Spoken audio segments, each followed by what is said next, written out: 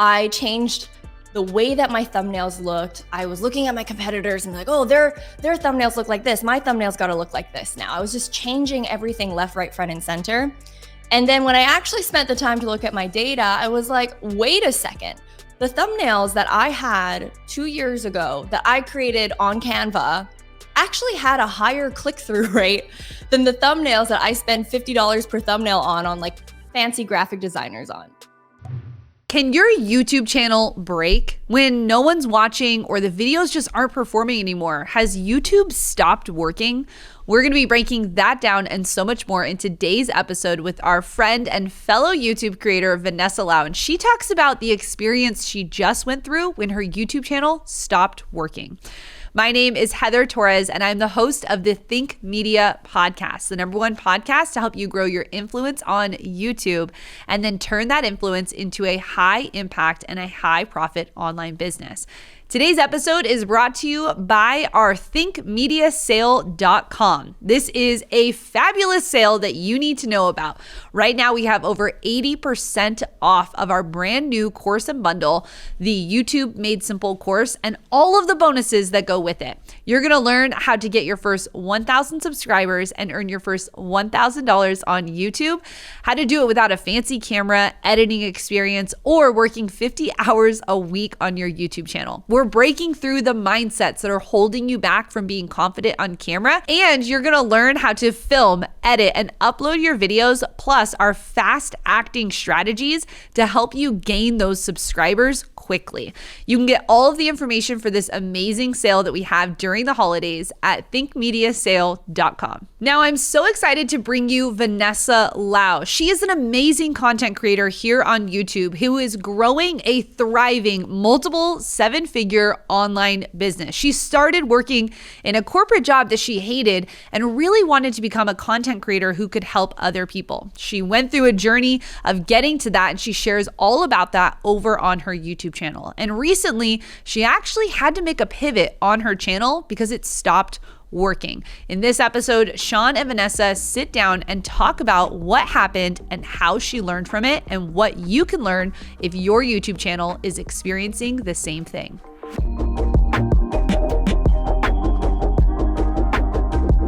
You made a video titled, "I Messed Up My YouTube Channel." And I think a lot of people can relate to this. Like, am I messing up my YouTube channel?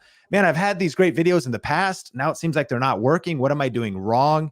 So when you made that video, can you tell us what happened and what did you learn? Yeah, I'll kind of explain what triggered me to create that video, and then I'll share what I learned. So what really triggered it was I was spending a lot of money and time on my YouTube channel, more than I ever did before in the past. But I didn't feel like I was getting the payoff that matched the amount of investment that I was pouring into.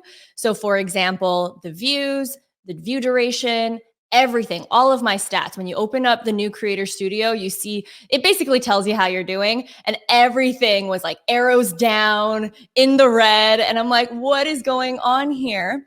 So that's what prompted me to kind of dig a little bit deeper, because I just started seeing reds all across the board that I'd never seen before. But personally, for me, it felt like I was doubling my work, doubling my expenses, trying to keep my YouTube channel running. And so that's what happened. And here's essentially what I learned from my experience of just diving into the actual analytics, because I feel like one of the main takeaways of that video that I created about how I messed up my YouTube channel was it almost felt like I spent more energy and time on the wrong things. So a good example is I spent way more time refining the editing, hiring video editors, changing the thumbnails, doing all the fancy things than I actually did about looking at the analytics and creating better content in general. And so that's when I realized, like, okay, like these videos, yeah, they're fancier. The equipment is better. The audio is clearer, all those things, but the views are pretty much the same that I got last year or the year before that when I started my channel and I was filming videos at my mom's bedroom. It was insane to see that. And my takeaway was like, overly produced videos don't actually get you more views. You can check to see if it gets you more average view duration, but it didn't for me. And so that's when I realized there's that kind of tipping point where you kind of like spend too much on the equipment and you spend too much on, editing. You have to realize that at the heart of it, can people see you? Can people hear you? Does the message come across? Is the video engaging in itself? If yes, that's enough. You don't have to pour thousands and thousands and thousands of dollars on your YouTube channel. I think that's where I kind of like went in over my head and thought that that's what I needed to get to the next level when it wasn't true at all. So that's the number one lesson. The second lesson was don't fix what's not broken. And this is where I really started to lead my YouTube channel with a lot of feelings and not necessarily all facts. I think as a creator, it's hard though, because we're such creative people and we have so many ideas. And, most creators I know don't want to stay in one spot and they want to like do a bunch of things. We're multi-passionate. And so I kind of let that get the best of me too, because I usually am someone that's very into the data. But for some reason, maybe because the views were getting lower and lower, I felt like panic. And I felt like throwing spaghetti at my channel, trying to make everything work while also ignoring the things that were hurting me, which was the low channel stats. It was very clear that everything was going down, but I just didn't want to believe it. And I didn't want to actually look into it because it was painful to look into it. It was embarrassing. It kind of hurt my ego a little bit.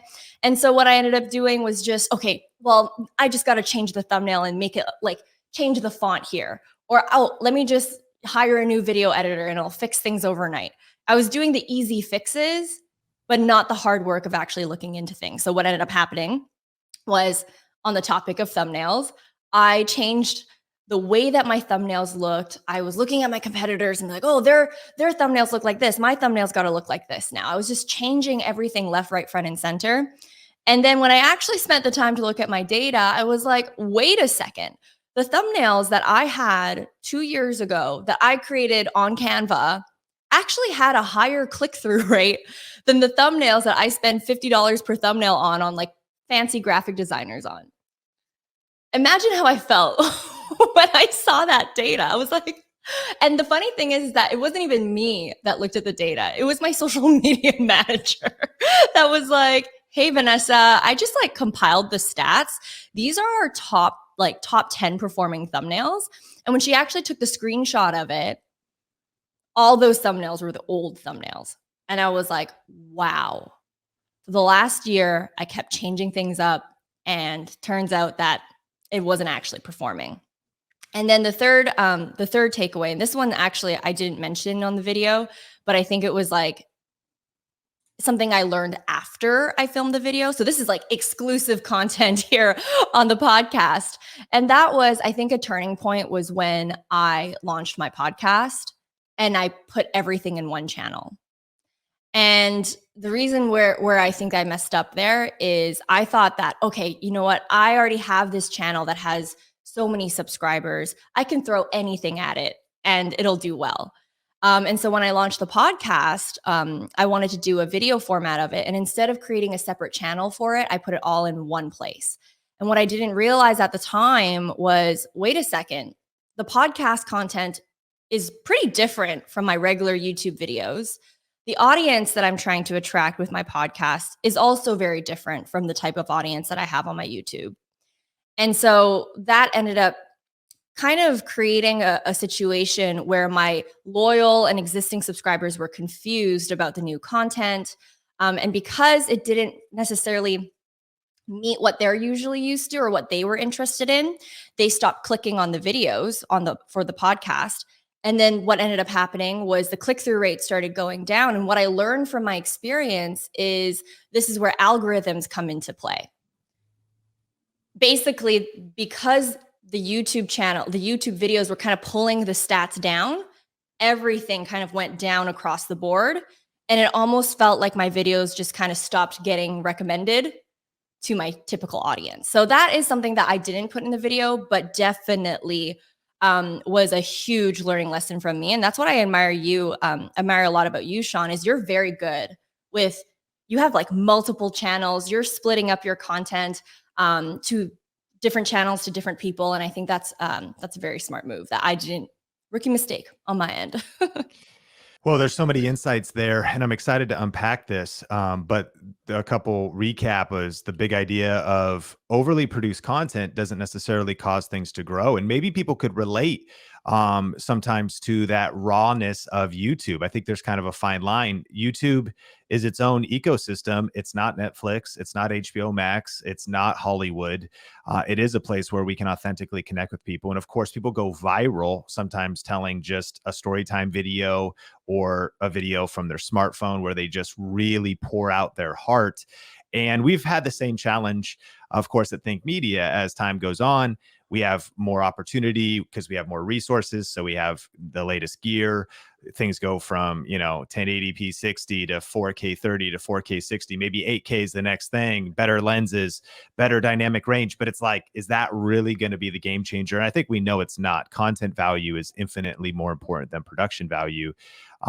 That also sometimes we can be led intuition wise. And I know I do that. Sometimes we just feel something.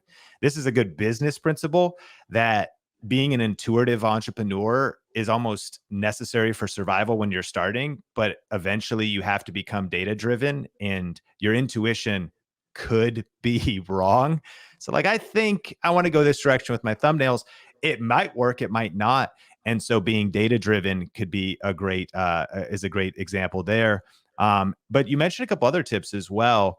You also mentioned being overbatched. And I think we Oh, fall into yeah. that trap here at Think Media. Not that it's a trap, it's a leverage tool. It's a family and lifestyle tool to shoot as many videos as possible to get as far ahead as possible. But you mentioned a couple nuances with not being able to react in real time or even energy. What did you learn from maybe how far ahead do you try to get when what is batching videos? If maybe someone's hearing that that term for the first time, and what did you learn from being over batched? Yeah, thanks for reminding me that I even mentioned that in the video. I completely forgot about it. But what batching means is essentially in one sitting or in one time frame, you kind of film all of the videos at once. So, for example, maybe instead of chasing your tail, filming one video a week, if you're uploading once a week, maybe in one sitting, in 1 week, you film 4 of them. So now you've got a whole month's worth of content, and you don't necessarily have to film every single week until the next batch. And so that's what batching means. And so I have been on a journey with finding what works for me. And what happened was I thought, okay, well, I'm quite busy. I was going through a move, I was doing a lot of things. So I was like, you know what? Let me just batch everything. Let me not just batch 1 month's worth of content. Let me batch like 3 to 4 months worth of content. So I went hard with everything in one go. And I thought that that was going to be the best thing that's ever happened to me. But eventually, what I realized as I was scheduling out the content that I batched months ago was number one, I wasn't able to react to feedback. So at the same time that I did batch those videos, but even if it wasn't the case, I had actually changed video editors. And so that wasn't the right season for me to overbatch that much, especially as I was still testing new video editors, new content ideas, new style, new things. But because all those videos were already edited, and especially if you have a team, you've already paid for it, invoice sent, paid, all good and good done. It's hard to go back and change things. And so it was a very frustrating experience during those 3 months, just watching my batch content come out and seeing the audience say, "Hey, Vanessa, like, I don't like how this was edited," or like, "Hey, this was a little bit distracting in the video," or "Hey, the sound wasn't that clear here," or "Hey, can you actually elaborate more on this concept in a future video?" Because everything was kind of set in stone, couldn't really make those changes. And over time, I felt that some of my more loyal subscribers were getting frustrated because they felt like I wasn't listening, but I was. I just couldn't actually react to it fast enough. Not only this, during that time period, I talk a lot about Instagram on my specific channel. And during that time, Instagram Reels was really taken off. And I couldn't really react to all the trends that were happening in social media fast enough because I already had a schedule that was set out with all of my content needing to come out and everything like that. So it just felt very frustrating. And what I learned from that experience is that batching is still a really great strategy. I still don't stand by chasing your tail every single week. I think that just leads to burnout. But at the same time, you shouldn't batch a whole year's worth of content in one go, because so much can change in that time frame. Your audience will have certain questions, certain demands, certain feedback, and you do want to leave some space to be reactive to it. So what I do now is I maybe batch like 1 month's worth of content instead of 3, let's say, unless there's a life circumstance or a business thing that pops up, and I do need to kind of plan around that. And if I were to add, also just being okay with going off schedule.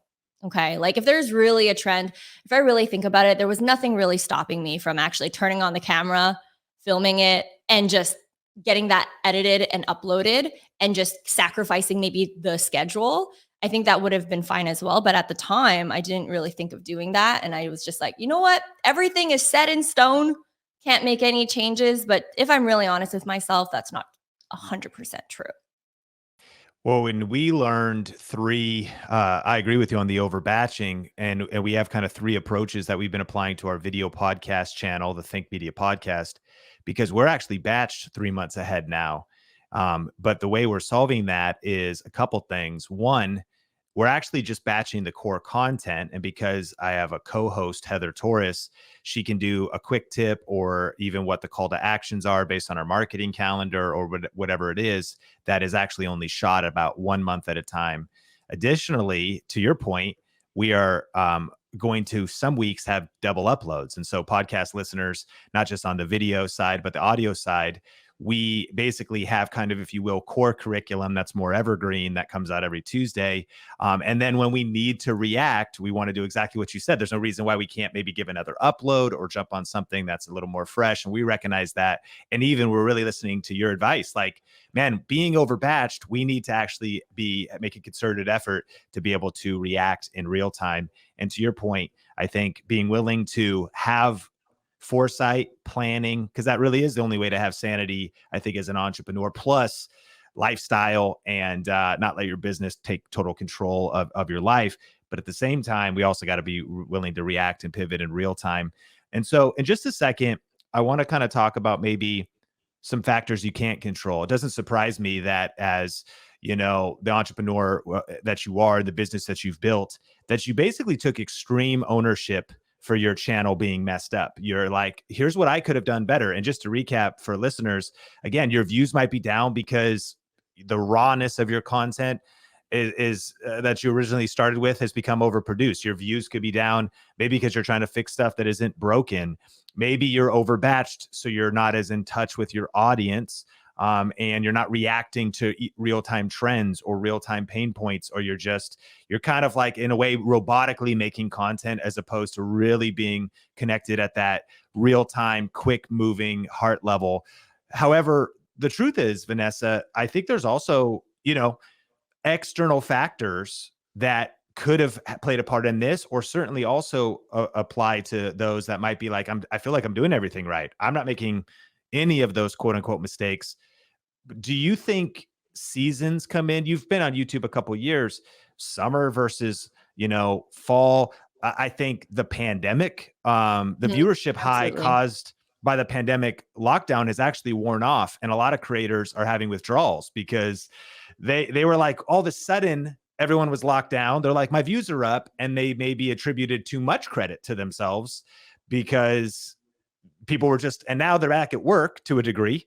And so sometimes there are external factors and we can't control those, but what are maybe some that could be causing viewership to go down? Have you ever noticed on your channel seasons react differently to your videos? What are some insights? 100%. Just basically everything you said. Like, what I also realized too was seasonality, and I love how you mentioned COVID, and you kind of like attributing all the success to you, like, oh my gosh, I'm crushing it because I'm getting so many views. But then you realize like, oh, everyone's locked down. So they're obviously watching more videos, not just mine, but everyone else's. And so I do think that in the summertime, especially in this like day and age after COVID, where things are opening up again, people are thinking about traveling, people are thinking, about future plans. There may be certain videos that they're not watching right now. Versus, let's say, if you are a travel account, maybe your views might be up during this time period, right? Because it's summertime, people are planning, or maybe people are looking for like fashion advice on what to wear in this season. There's going to be certain niches, certain industries that may have more views in some seasons versus others. I find that you have to also think about like human psychology and human behavior in general. So even for me, like, yes, I take extreme ownership on where I fell short in my channel. And I always try not to blame the algorithm or not blame external factors. But I do also recognize that it was summertime. And especially after the pandemic, like I mentioned, people just not necessarily watching these, like my type of videos as much versus them thinking about traveling and all of that. Or maybe even like something that's really well known that we all know about is during Christmas time or the holidays. Like, and if you're monetized, usually that's where you might make a little bit more money because there's more people watching videos during the holidays, especially when they're cozied in and they have time off from work. Or the fact that there's advertisers that might pay more to have their ads shown during the holidays because people are in a shopping season. And so there are different seasonalities that can affect your channel. And you shouldn't necessarily 100% blame yourself and think that you're the worst creator ever. You do want to look at those things. And another thing, too, I like how you mentioned the fact that, you talk to other creators. That's something that I like to use as a benchmark because, sometimes it's like, okay, am I the problem? Like, am I the one that's really like struggling here? And maybe I just need to up my content, or maybe I need to like refresh something. Or is it just how it is for everyone? And so what I like to do is maybe I'll look at channels like yours or channels like, other people who share similar content to me. And I look at, hey, are their views down? What's going on? Like, what can I actually see is happening on their channel? Now, if I'm doing that and I'm seeing everyone else in my industry except myself have skyrocketed views, all the vanity metrics or whatever else, higher engagement, all those things, then I'm going to say to myself, okay, I should probably look at what I'm doing wrong, because if there's opportunities for other people to win, I got to look at what I can improve. Versus it's a different sentiment where I'm looking at everyone else and I'm like, oh, okay, well, I'm seeing similar trends that's happening to their account. So maybe it's not just me. And that's maybe an opportunity where you'd want to reach out to other creators, swap notes, kind of like what we're doing right now. Or you can just kind of make your own assumptions on what you see happening with other people in your industry. Yeah, and I'm curious, Vanessa, if you're like me. I know we try to not tie our identity to this stuff, but have you ever noticed that your emotions can sometimes be connected to your YouTube analytics? I know for me, we say go for green in our community. And you mentioned looking at your analytics, it was all red arrows, it was all dropping down. And what's sometimes hard, I was talking to another creator who's also kind of in this slump and really introspective, like not even, and by the way, not a slump. This creator, it just grew 19,000 subscribers in a month, just got 1.5 million views in a month, but is down about 20% from the month before. And the conclusion there, or at least the emotional, illogical conclusion is, man, what am I doing wrong? What's going on? Now, as a business owner, we can't afford not to say, oh my gosh, 20% drop. Is there external factors, internal factors? What can we do? Is this, if this is an ongoing trend, that would eventually lead us to, total decline. So you can't be asleep at the wheel building, as a YouTube entrepreneur, a content entrepreneur. But nevertheless, 19,000 new subscribers in 28 days and 1.5 million views is so insane. I'm sure a ton of people listening to the podcast right now, that's like their dream target. That's what they're praying for. And this individual is living it. But man, when you it's almost like the way that YouTube presents analytics to you can almost be toxic, because it's like, keep it going, man. Like, and you still, if you just look at the math, Think Media has just lately said, as usual, every month, we've been like, same as usual. And that's about 25,000 new subscribers on our main channel every month, which is freaking insane.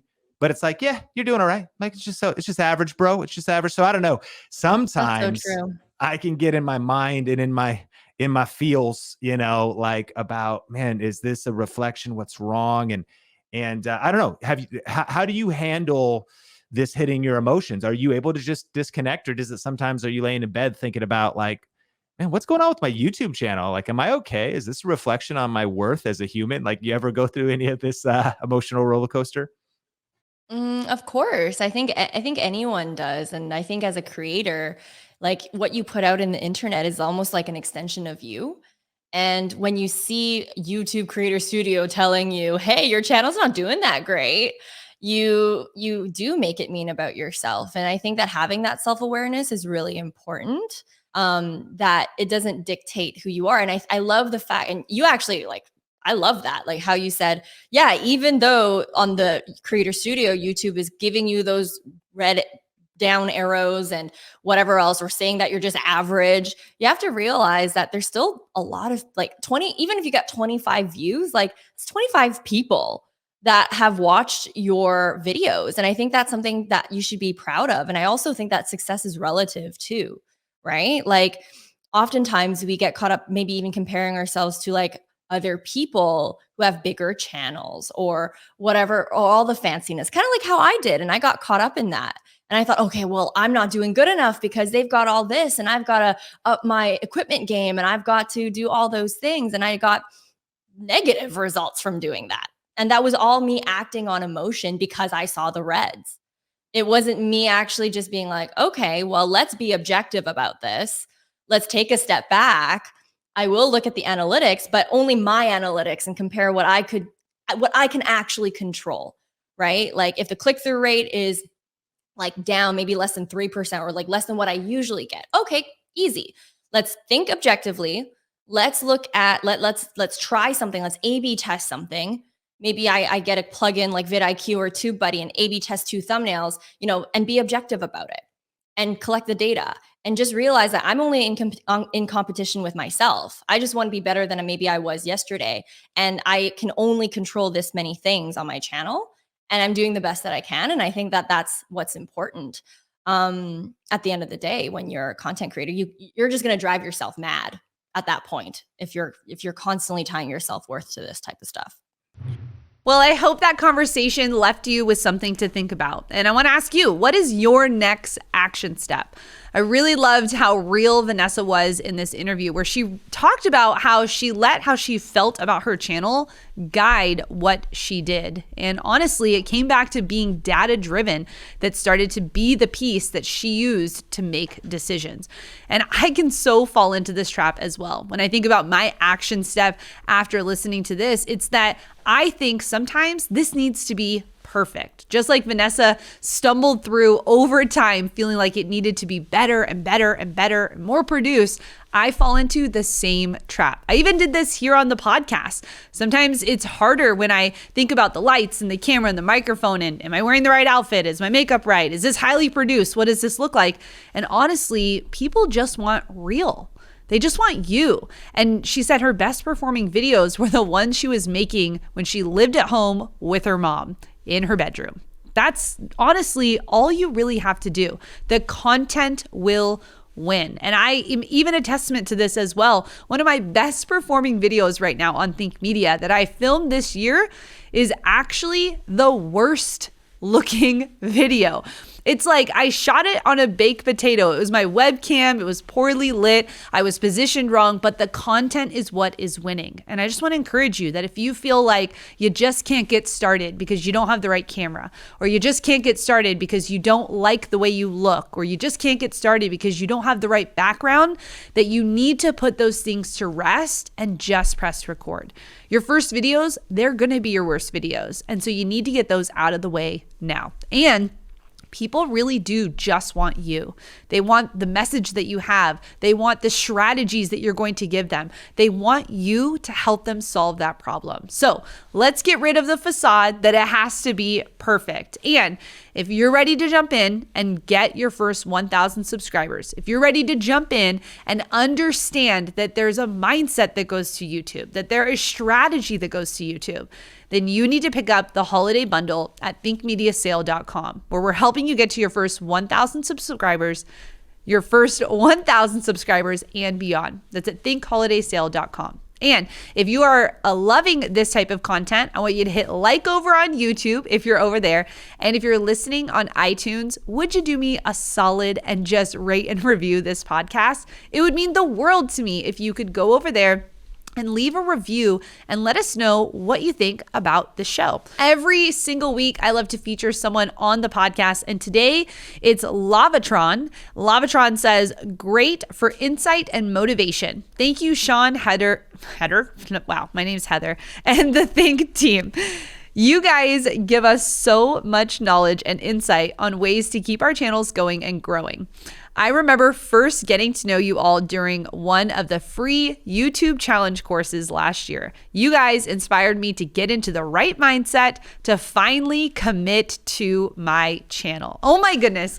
I could read these all day long, not because you're saying thank you to us, but because you took the step. You are doing the work and you're showing up for your audience. So excited for you. And thank you for rating and reviewing the podcast. Well, thank you so much for being a part of today's episode. We're going to feature Vanessa in next week's episode as well. So stay locked and loaded for part 2 of this series. Did you see thinkmediasale.com? For the holidays, we're giving you 80% off our brand new YouTube Made Simple course bundle. Get over $1,900 worth of our best courses, tools, templates, and more. Just go to thinkmediasale.com.